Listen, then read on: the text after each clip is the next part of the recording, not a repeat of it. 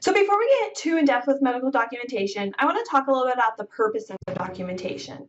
So we can see that there's a long list here, and we're going to kind of work through these. So the first one is to provide an accurate and thorough medical record. So we know that our patients will come into our athletic training facilities and will maybe only have snippets of what we did here or there. But this is a large part of their whole medical history. And so this is something that being able to give our patients thorough medical records will be able to assist them throughout life when they may be having to deal with some of these injuries later on. Another purpose is communication with our referral source, such as a physician. Depending on how your documentation platform works, you may be able to share the information directly from your emergency medical record directly to your physician. And this can allow for secure communication as well as an accurate way to get the information to the physician rather than maybe through the patient. It also is a way for communication with other parties involved to the patient. So if you talk to a parent or if you talked with the patient, it's important to note these within the medical documentation to know that the communication went on. A huge one that I like to talk about is this next point. So this communication with coworkers and the continuity of care. And you may be an athletic trainer who works by yourself within a setting, and that is okay. So you're going to be the only person. But are you going to be at that job forever? What happens if you have a PRN or someone come work for you?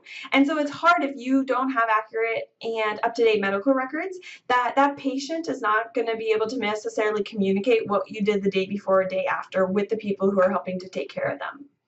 Additionally, we know that there can be some issues if you work in a team setting and have multiple athletic trainers working with the same patient population, that if you don't have that accurate medical documentation, you're not able to know what happened the day before, a few days before in treatment. And so you may actually perform a treatment that was contraindicated, but you had no idea because there was no documentation.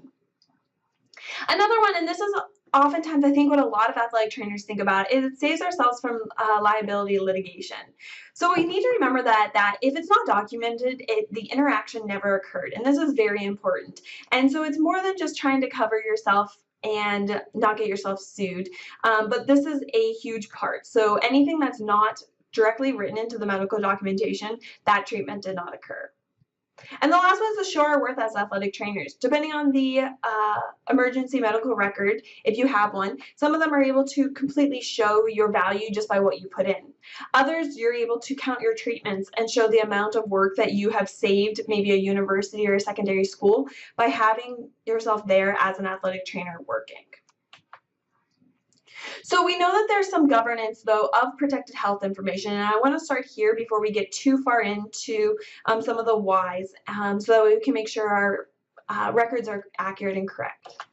So there's three different governing bodies that we're going to talk about. The first one's HIPAA, and this is the Health Insurance Portability and Accountability Act. And this started in 1996, and this is that privacy to your patient records.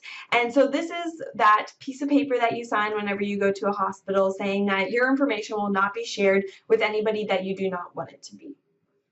The next governance we're going to talk about is FERPA, and that's the Family Education Rights and Privacy Act, and this is from 1974, so a little bit older, and this protects students' personal identifiable information.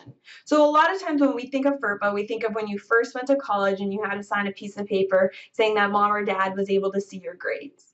But we also need to remember that depending on the setting that you work in, your information may be covered under FERPA also. So if you're at a secondary school or a college even, those patient medical records are a part of FERPA's governing act. And so we actually have a combination of HIPAA and FERPA working together to protect the patient rights.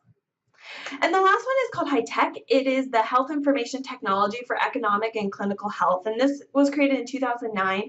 And this deals with, as it says in its name, technology. So to any type of privacy and security from electronic medical records. This also goes into the realm of if information is shown via social media or any other sort of mobile or electronic submission of the medical records.